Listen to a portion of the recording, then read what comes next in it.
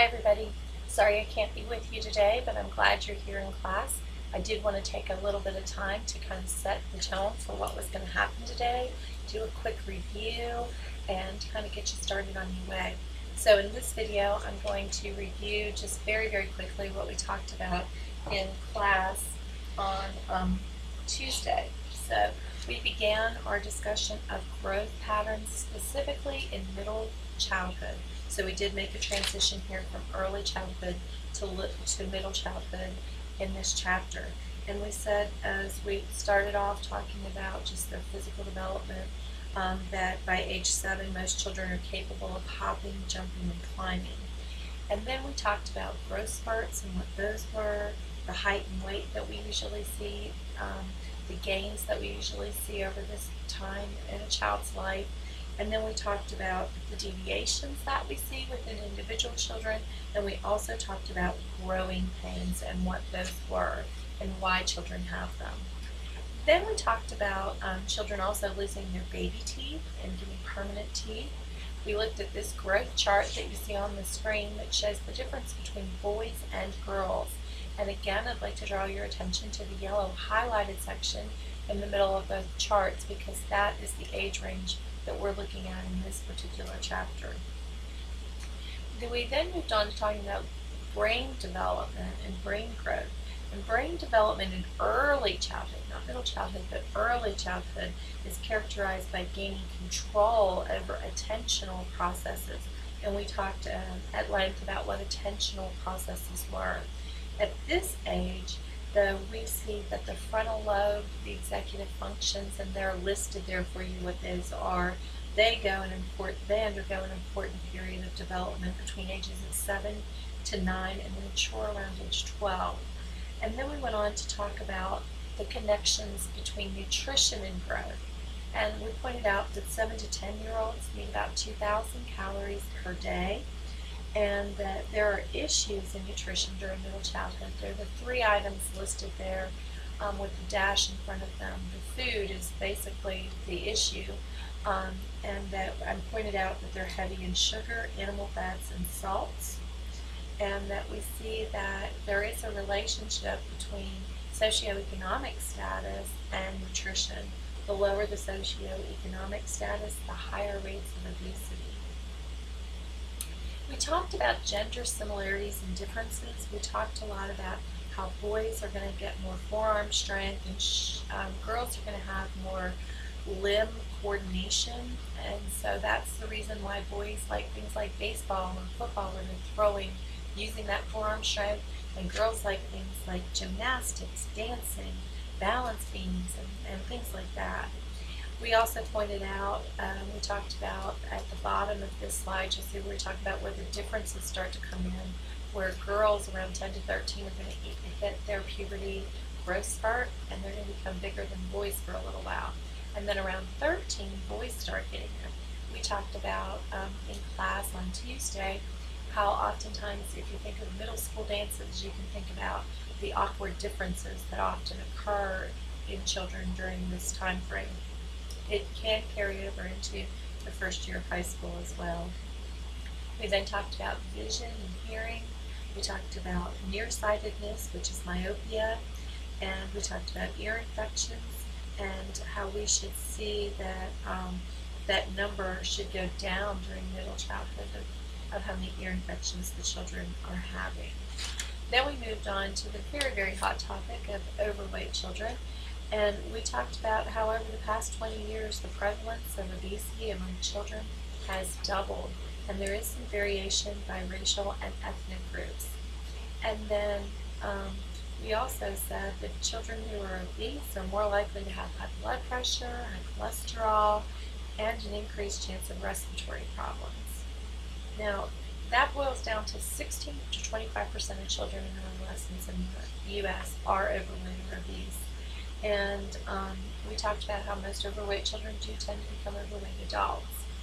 We also mentioned that they're often rejected by their peers, especially in adolescence, because they're found to be less sexually attractive. And it just really leads to a greater risk for physical health problems, in addition to the ones I already mentioned, There's joint problems, fatty liver disease, gallstones, and acid reflux. This breaks down those racial and ethnic differences in overweight children. The chart that you're looking at, you'll see that African American girls, and Mexican American males are two of the groups that we are most concerned about. And then we started talking about the reasons for being overweight. Several are listed there on the slide, but additionally we talked about increased intake of sugar, fat, portion size, and too much TV lead to being overweight, while a decrease in physical activity or exercise also leads to it. Some other causes are environmental factors. Obese parents model bad habits for children, and then sedentary habits. TV gets the 3 strikes, you're out. The 3 strikes are we're encouraged snacking while watching. We expose children to commercials about unhealthy foods, and you're not moving when you're watching TV, so it's a sedentary activity. We also know that children can be stress eaters just like adults can, so that's another cause of being overweight in middle childhood. This was that from page 353 in your text, Choose My Plate, good healthy options about eating for both children and adults. And then on the previous page, on 252, it's a blue page, it's like a boxed out page in your book. They talk about how to help children lose weight. And there was some really important information there and some recommendations. That takes us to where we were in class on Tuesday, so that was just a really quick review. But that takes us to the section review that's found in the middle of page 351. I have a screenshot of it here on the computer so you can see it. Typically when we do these questions, we do not do the reflect and relate question, but today's question is really good. So I want you to work with a partner sitting near you, and you're going to spend some time answering these 8 questions, which are pretty easy today, and then I want you to reflect and relate with that person. You do not need to write down the answer for reflect and relate because there will be individual personalized answers there. So go ahead and stop the video and turn it back on once you've had a chance to answer these questions. Okay, great. I hope you had some good conversations. Sorry I can't hear your answers to reflect and relate because I think they'd be a really good discussion. But I do want to make sure you have the correct answers for 1 through 8. Number 1's answer is study. Number 2's answer is 2. Number 3 is 5 to 7. Number 4 is boys. Number 5 is 11. Number 6 is 16 to 25. Number 7 is confusing. It could be do or it could be does not. We'll talk about that in a second. And number 8 is does. In number 7, healthy normal weight children do tend to outgrow baby fat. However, children whose parents are calling it baby fat, but they just have too much weight on them and they show up in their weights on the weight chart, they do not tend to outgrow baby fat.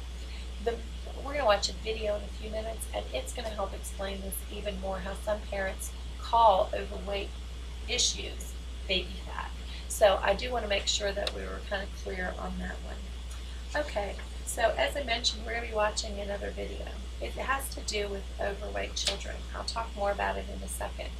But in that video, they're going to give lots of information that would help you with your Chapter 11 writing assignment.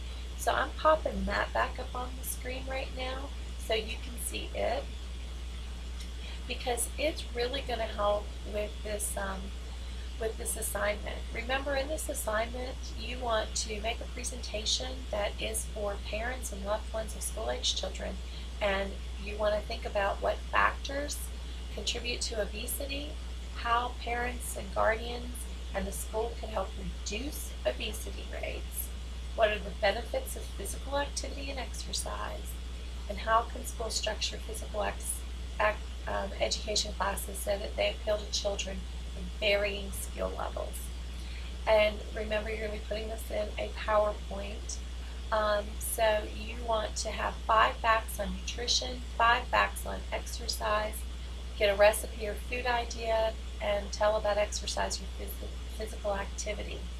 So you're going to have a chance at the end of class to come back and work on this assignment, but I really wanted you to hear those key things you're looking for before watching the video, because it will provide a lot of that information. So I do want to show you what the video will look like. It's right here. It's Our Supersized Kids. It is a PBS documentary, and it is full of good facts and tips and helpful hints, and it shows a lot of families, and I think it was a good context for you as a future educator. So once you stop this video, you are going to watch the video that you see on your screen, Our Supersized Kids. There is a link in Moodle.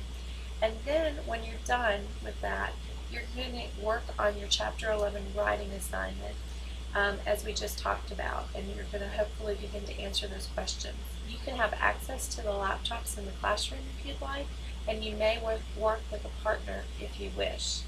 Additionally, I just want to remind you that your case study, Step 3, is due on Tuesday by 11:59. We do have face-to-face class that day, this upcoming Tuesday, the next Tuesday, on 3/19/19, and I'll be there in person to see you then.